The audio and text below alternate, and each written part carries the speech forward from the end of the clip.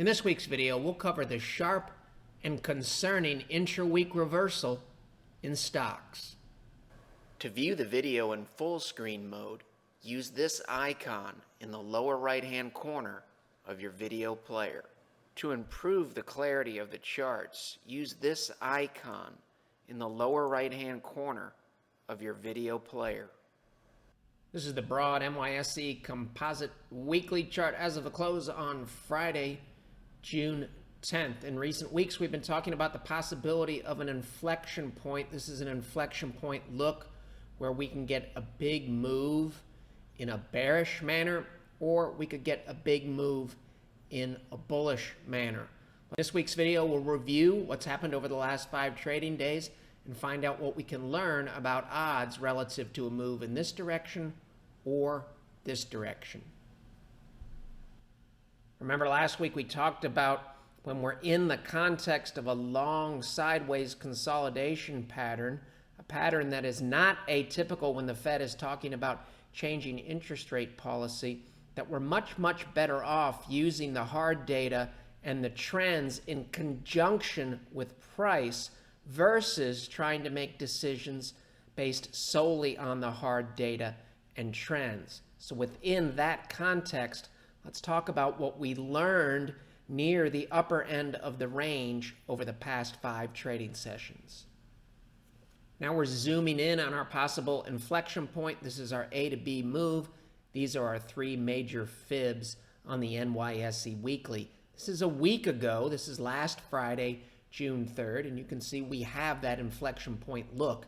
And in last week's video, we talked about when we're near an inflection point that maximum flexibility is important. On the bullish end of the spectrum, we had some potentially bullish divergences on this chart that helped us keep that open mind about a big move in this direction.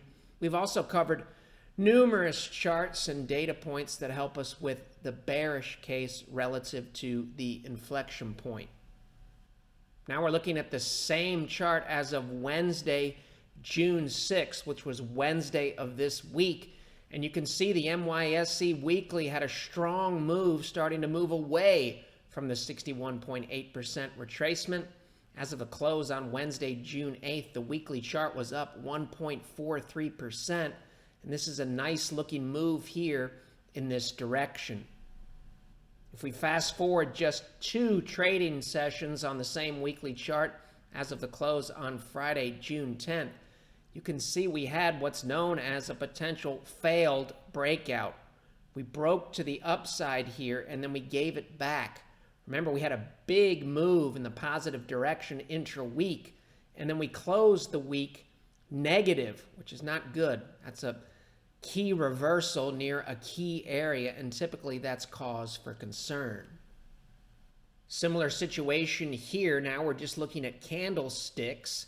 As of Wednesday, June 8th, this is a nice looking candlestick here above an area of potential resistance. So intra-week, we're clearing hurdles. Things are looking good. Our MAs are turning up in a positive manner. Fast forward 2 trading sessions and we go from a confident looking candlestick to a concerning looking candlestick. This is a big wick here. This is a big wick here. We had a reversal. This doesn't mean we're going to reverse, but this is not what we want to see near a possible inflection point. Same concepts here. Remember, we went into the week with an if-then strategy. Why do we have an if-then strategy? Because here, if we used an if-then strategy and said we needed to see the market make a higher high, we never would have bought from this point here.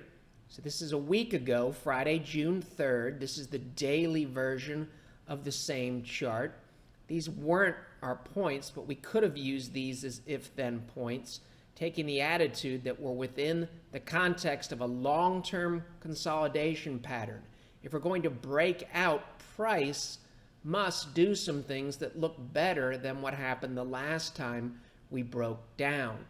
Friday, June 3rd, potential resistance, potential resistance.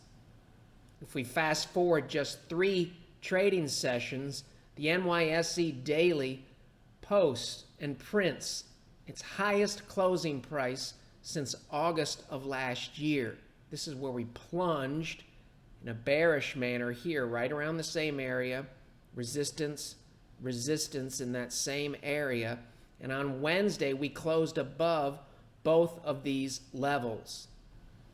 The same chart 2 days later, instead of having a bullish breakout look, now as of the close on Friday, June 10th, we have that possible failed breakout look.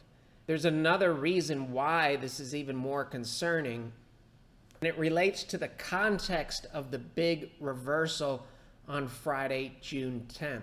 Breadth was not good. 78% of the issues on the NYSE during the trading session on Friday were declining, 76% on the NASDAQ. More importantly and more concerning, on the NYSE intraday, 85% of the volume on the New York Stock Exchange was associated with declining issues. It's an 84% figure when we look at the NASDAQ. Another thing that's concerning, we gapped down. This is SPY. This is the daily chart on Friday. We gapped down and opened here where my cursor is. And for the most part, we never staged any type of rally during the day.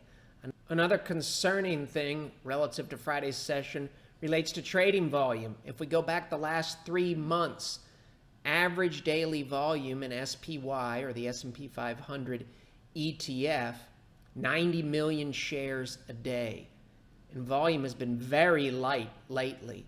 Friday's sell-off occurred on 113 million shares. And to put that 113 million figure in some context, if we go back and look at trading volume within the context of the rally off of the recent low, so this is the bullish trend after a recent reversal, volume on Friday, down day, 113 million shares. If we go all the way back to May 23rd, which is basically where the rally started, we don't have anything that's even close to that. The gains that occurred earlier this week, we had one day, a full session was 61 million shares on an up day. Friday was 113 million on a down day. It's not really what we want to see. And the reason why we're covering so many charts here, it speaks to the weight of the evidence. The weight of the evidence on Wednesday, June 8th, was bullish. This is a nice steep slope here. This is a very, very important area. What once acted as support, may now act as resistance, On Wednesday, we closed above it with a confident slope. However, if we fast forward to the end of the week, we can see we have that failed breakout look, and we gave it back. We went from a confident slope here to a negative read for the week. Typically, that's not a good sign, especially when it occurs on strong volume and when it occurs near a key area. Similar situation here. This is the Vanguard Total Stock Market ETF. Look at this move as of the close on Wednesday, June 8th. The all-time closing high for VTI was 108.56, and it occurred in June of 2015. On Wednesday, June 8th, we not only were above these levels here, we cleared that all-time high level from a closing perspective, which was 108.56. On Wednesday, June 8th, we closed at 108.84. This appears to be a bullish breakout out of a very long-term consolidation pattern. And as we know, the longer we move sideways, the bigger the move that we typically get once we break out. We just don't know which direction. In this case, we can see this on Wednesday, June 8th. It didn't happen here. It didn't happen here. It didn't happen here. And price was unable to clear 108.56 on a closing basis here. We did here. However, this also appears to be a false breakout. If we fast forward to the same chart, Friday afternoon on June 10th, you can see we're well below 108.56. This is our 60-minute chart a week ago. This is Friday, June 3rd. And you remember that we had this downward sloping trend channel here. Support, support, same slope, resistance, resistance. We had a bullish breakout, a failed bullish breakout, but then we came down twice here and retested this breakout above 2084 and change. That's 2 successful retests. However, as of last Friday, we were unable to clear this trend line here on a closing basis, and we weren't able to clear this 2011 and change here. If we fast forward a week, keeping in mind that price is here on June 3rd, we closed just below 2100 here, which is where my cursor is here. You can see Monday, Tuesday, and Wednesday, we closed above the green trend line here. This is a bullish breakout. We moved above 2103.48 here, which became a guidepost. And during the week, we also took out the previous high at 2011.05. However, this chart is as of Friday, June 10th. Once again, we have failed bullish breakouts. We closed back below 2111. We couldn't hold it. We gave back the breakout above 2103 and change, and we closed back inside the downward sloping green trend channel. Remember, market fractals tell us that markets basically move in an identical manner on 1-minute charts, 15-minute charts, 60-minute charts, daily charts, weekly charts, monthly charts, and annual charts. Here is an example of a failed bearish breakdown. We were trading inside of this box here for some time. We broke to the downside, and then we rallied back. Look what happens after a failed bearish breakdown. Often, price rallies sharply in the opposite direction. So this tells us here that the break above 211 and change, 2103 and change, and the fact that we were able to break above this downward sloping green trend line and we gave it all back says it's possible that we might get a big move in the other direction. And that just speaks to probabilities. From an if-then perspective, all of the if-then levels that were exceeded between Monday and Wednesday, all of them were given back. How do we basically know that? Well, the S&P 500 was up significantly intra-week, and then it ended up red for the week.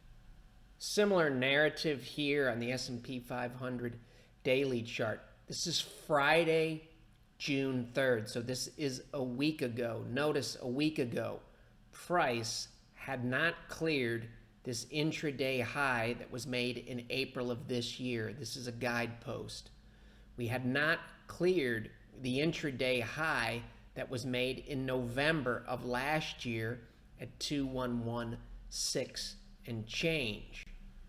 If we fast forward to Wednesday, June 8th, we clear both of those levels. We close above this level here, we exceed 2116, and we close above it at 2119. This is a daily chart, so this is nailed down on a closing basis here.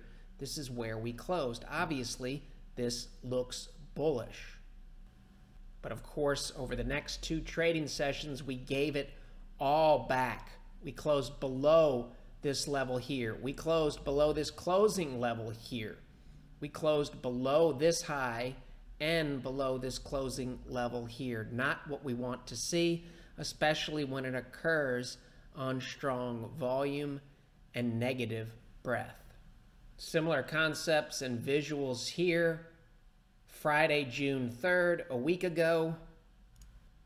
Wednesday, June 8th, we close above all of these downward sloping trend lines that we've been watching literally for months now. Obviously, this has a bullish look. We never did that here. We were unable to do it here. We never did it here in April of this year. This looks different and it looks better. Fast forward 2 days later to Friday, June 10th, and we're right back into a concerning area. We're still above this line here, which tells us we have to keep an open mind, as we always do, about all outcomes heading into next week. The market model still has some exposure to stocks. We reduced our exposure late in the week based on cost basis rules. We had positions that we bought in May, on the 25th of May, that were close to flipping into negative territory relative to the cost basis, especially since we know that markets can reverse strongly at the top end of the range, and markets can reverse strongly after a failed bullish breakout. Whipsaw rules tell us that we want to start to protect some of these positions and prevent them from flipping into negative territory. There are numerous if-thens and parameters around those cost basis rules, but that's the basic idea. Remember, we're looking at the weight of the evidence intra-week. This is Wednesday, June 8th, S&P 500 daily. It looks like good things are happening here. We close above the dotted blue line. We closed above the downward sloping trend channel that we've been watching for weeks. Same chart on Friday, June 10th, and it has that all too familiar potentially failed bullish breakout. Look, we're still near this line here, and it could act as support as we head into next week. Same theme here, S&P 500 weekly as of Wednesday, June 8th. You can see in a closing basis, I could draw a trend line in this basic area here. Look at this on Wednesday, June 8th. This is a nice looking candlestick above long-term resistance. And on Wednesday, June 8th, we were near that inflection point. The S&P 500 was up almost 20 points for the week.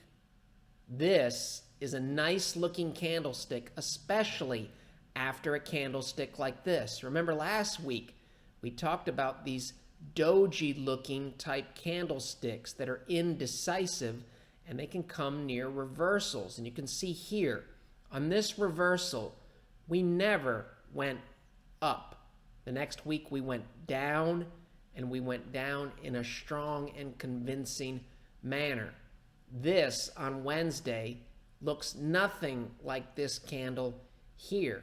In fact, it looks to be just the opposite. It looks like a doji hesitation look that's being resolved in a bullish manner. As we know, weekly charts can change their look between a Wednesday and a Friday. And in this case, we went from a confident looking candlestick to a concerning looking candlestick.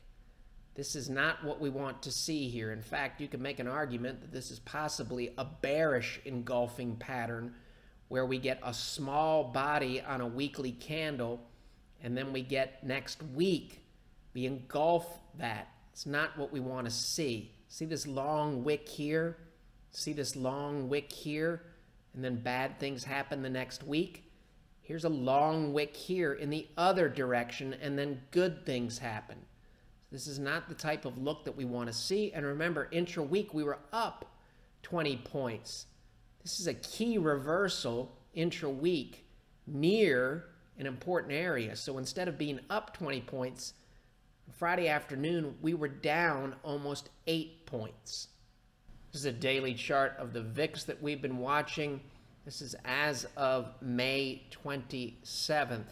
This is after stocks have bottomed and have started to move off of the recent low.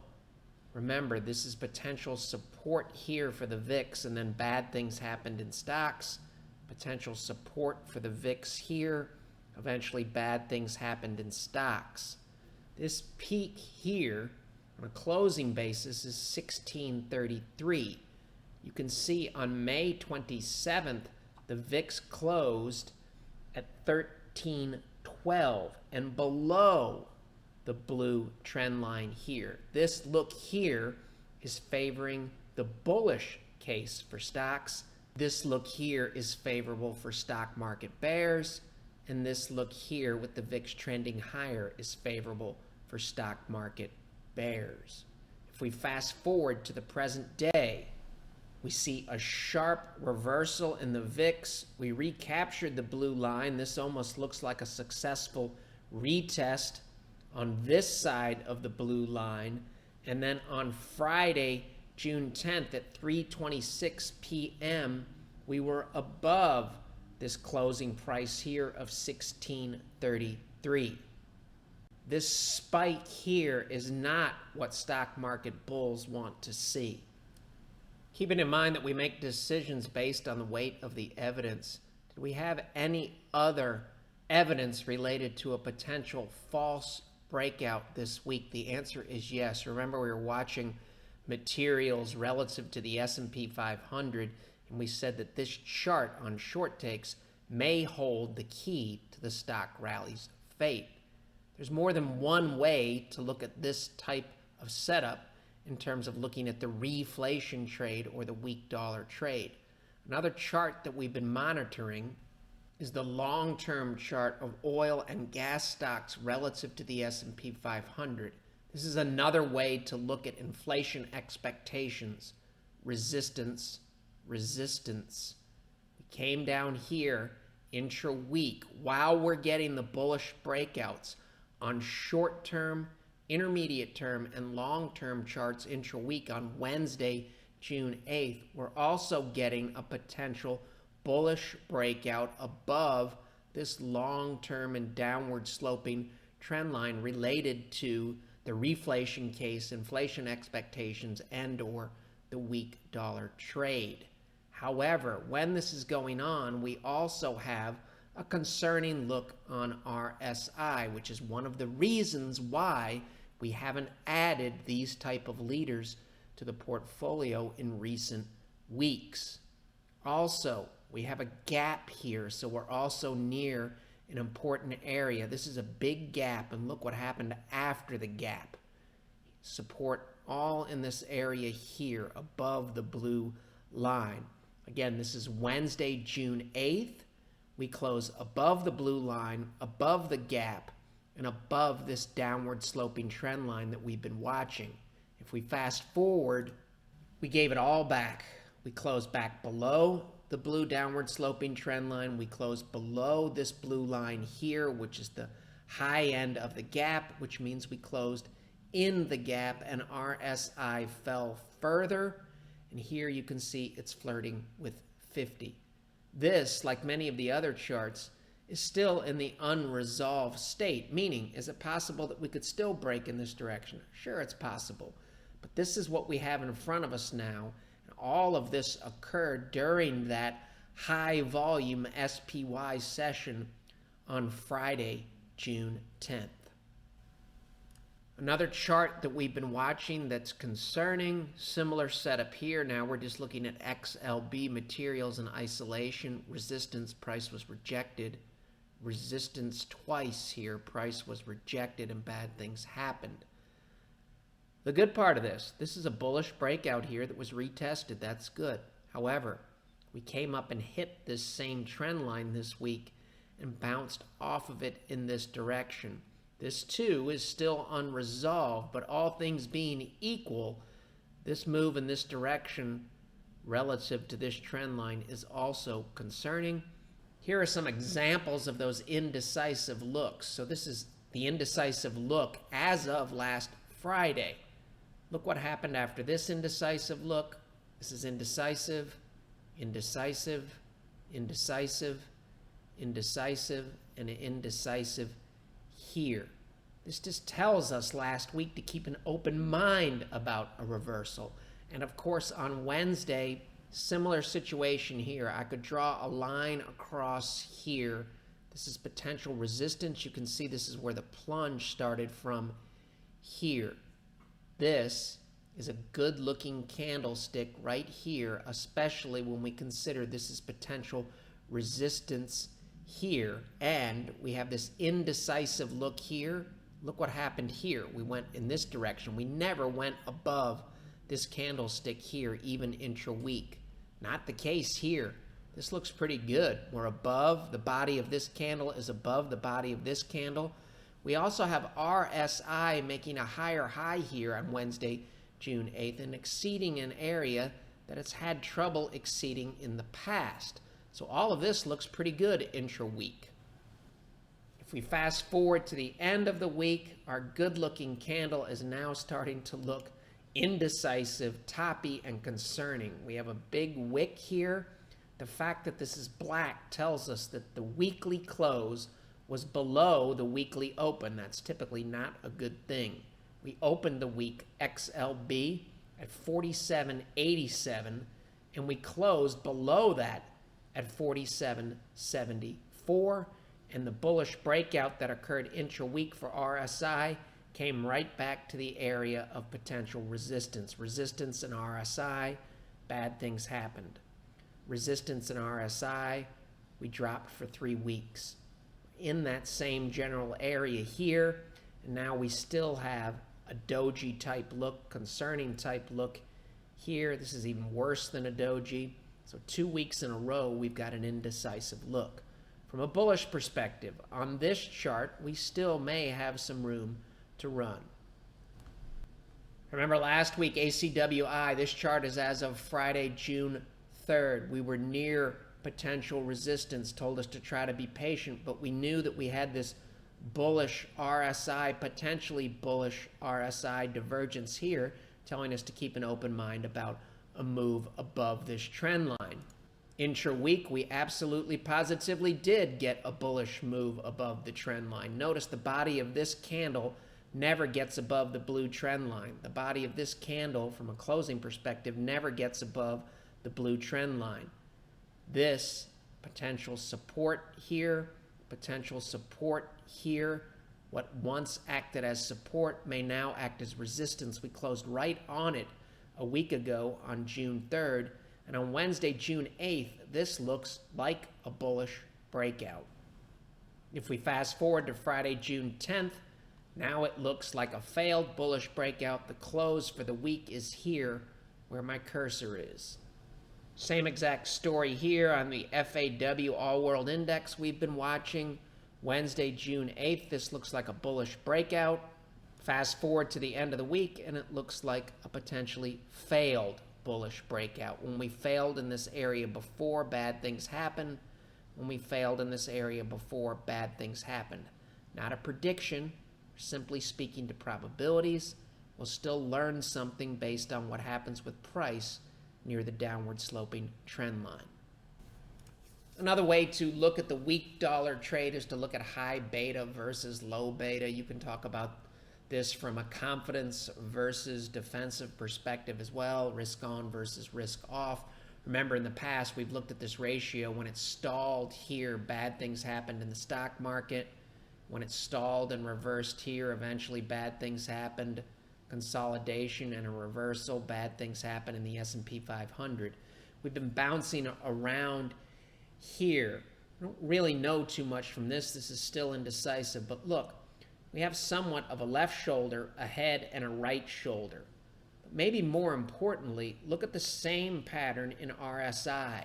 Notice in price, my left shoulder here is lower than price for my right shoulder. Well, that leans bullish. Well, we have the exact opposite with RSI. Instead of the right shoulder being higher than the left shoulder, if I draw a line from this point here to this point here, that's a bearish divergence. Price to here, from this point here, slopes up. RSI does just the opposite. It tends to slope down. So this is still an indecisive look. This looks pretty good here because this is an upward sloping trend line. If you're a bear, you'd prefer it to be a downward sloping trend line. But RSI has a concerning look as well. Obviously, if price or the ratio moved into this area here, we'd be more concerned. From a bullish perspective, we'd learn something if we could get into this white space here. Similar situation here. Left shoulder, head, right shoulder. Good news, we have an upward sloping bullish trend line on the chart of RSP relative to TLT or an equal weight S&P 500 relative to bonds. However, the stock market made a higher high in this area. The ratio, similar to the high beta, low beta ratio, is making a lower high. It's not really what we want to see. And we also have that downward sloping look for RSI in an instance where price has an upward sloping look. We'll learn something here. This is a possible inflection point. Resistance. What once was resistance may now act as support, may now act as support, may now act as support. We're right above that line. We're also testing this line here. You can see there's not much room. If we move in this direction, obviously that's better for bonds. We've also got a false breakout look in crude oil daily. The low here is 50.58. The high here is 50.92.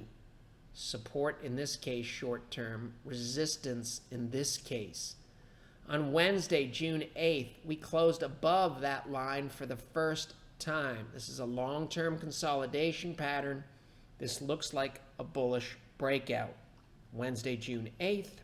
As you might imagine, when we fast forward to Friday, June 10th, we now have what looks like a failed bullish breakout for $WTIC or crude oil. Here's the NASDAQ as of Wednesday, June 8th. This dotted line here shows resistance on the previous move higher. On Wednesday, June 8th, we were able to close above that line for several sessions. These closing prices here look better than these closing prices here. However, on Wednesday, we're still trying to test this gap here. Last time we came near the gap, we failed. If we fast forward, this potentially bullish development here turns into a potentially bearish development with a strong gap down on Friday, June 10th. This is the second time price has been rejected at the New Year's gap here where my cursor is. Similar situation here, the triple Qs are technology stocks in the ETF world. Resistance, resistance, resistance, testing resistance, and it looks like we have been rejected in the same general area. Defensive assets are somewhat of a mixed bag. Gold did some nice things monthly. This is resistance all the way back in 2012. Resistance, resistance, indecisive, and then we were able to break above this long-term downward sloping trend line. This is a bullish breakout here. Notice we have held this bullish breakout. Resistance, pink line, resistance. We hit it, resistance here as well. We've also been able to close above this pink line. For now, we obviously look indecisive here the past few months, but price is right here, meaning we're above the blue line and we're still above the pink line. We'll learn something either way, but all things being equal, these bullish breakouts on the monthly chart are holding for GLD or gold. Just to keep things in proper perspective, this is our monthly DeMark chart. DeMark charts and indicators are proprietary tools from Market Studies LLC. The DeMark propulsion indicator helps us understand that we are near that inflection point near 2075 on the monthly chart. Based on ebb and flow and markets near this inflection point, similar to what we saw in the past. In 2008, we had a sharp drop, and in 2011, 12, and 13, we had a sharp rally. In this case, it wouldn't be out of the ordinary for the S&P 500 to rally all the way to 2340. If the bearish case wins out, a drop all the way to 1680 is well within reason. Obviously, when we're in a long-term sideways consolidation pattern and we're near the possible inflection points, it can be frustrating. So to summarize, answering some questions that you might have. A, why would you be buying this week? We had bullish breakouts. We're exceeding clear if-then levels here. Logical follow-up would be, why are we cutting some of our positions 2 days later? There's several reasons. The first is we go from a bullish look to now a failed breakout near a key level. We also had a key intra-week reversal. We were bullish and positive. During the week, we finished red for the week. The reversal on Friday occurred on heavy volume and was heavily biased to the downside in terms of volume. And the sell-off occurred on the highest volume that we've seen for several weeks. We also know that when we're in one of these long-term consolidation patterns and we're unable to break out successfully to the upside, that we can get sharp moves in the opposite direction. When we're unable to break out to the upside, we eventually can get sharp moves in the opposite direction. And from a big picture perspective, remember, our objective near these inflection points is to get the big move right. So if there's a lot of frustration that occurs in this area here, and you maintain your flexibility and you push your ego aside, if you look closely here, you can see that price moves above this 61.8% retracement here intra-week. So let's assume that you bought this breakout here, and then after that, you didn't maintain maximum flexibility, and you let your ego get in the way, and you just held on to that position. Well, look what happened next. Conversely, if you were bearish in this area here, and this is a very, very difficult area, and you lost your discipline, and you lost your sense of flexibility, you may have missed this very large move in this direction. All of the frustration in here, and all of the frustration in here, and all of the frustration in here can be forgotten quickly, especially from a profit and loss perspective, if you stick to your discipline and you get the giant move right, if you get the big move right. Therefore, we'll head into next week knowing that the facts, the risk-on, risk-off ratios, the moving averages, the rules, the hard data, the market model, and the if-then setups will get us in the right place from a long-term perspective if we maintain that flexible, unbiased, and open mind. How do we track all of this and convert it into a usable and actionable format in a reasonable amount of time? The submodels, we answer binary questions, some of them manually done, some of them programmed in Excel, and we also enter in unbiased and hard data. The submodels allow us to get a handle on the market's current profile, and the master CCM market model then looks at the current profile, compares it to past profiles, and recommends a prudent allocation between risk assets such as stocks and conservative assets such as bonds. Conservative assets can consist of cash, bonds, currencies, or any number of investment options. If you'd like to learn more about the market model or our money management services, you can visit our website, follow along on Twitter, Facebook, read our blog short takes, or watch past videos on the Shivako Capital channel on YouTube. The material in this video has no regard to the specific investment objectives, financial situation, or particular needs of any viewer. This video is presented solely for informational purposes and is not to be construed as a solicitation or offer to buy or sell any security or any related financial instruments, nor should any of the content be taken as investment advice. Any opinions expressed in this video are subject to change without notice, and Shivako Capital Management, LLC, or CCM, is not under any obligation to update or keep current the information contained herein. CCM and its respective officers and associates or clients may have an interest in the securities or derivatives of any entities referred to in this material. CCM accepts no liability whatsoever for any loss or damage of any kind arising out of the use of all or any part of this material. We recommend that you consult with a licensed and qualified professional before making any investment decision.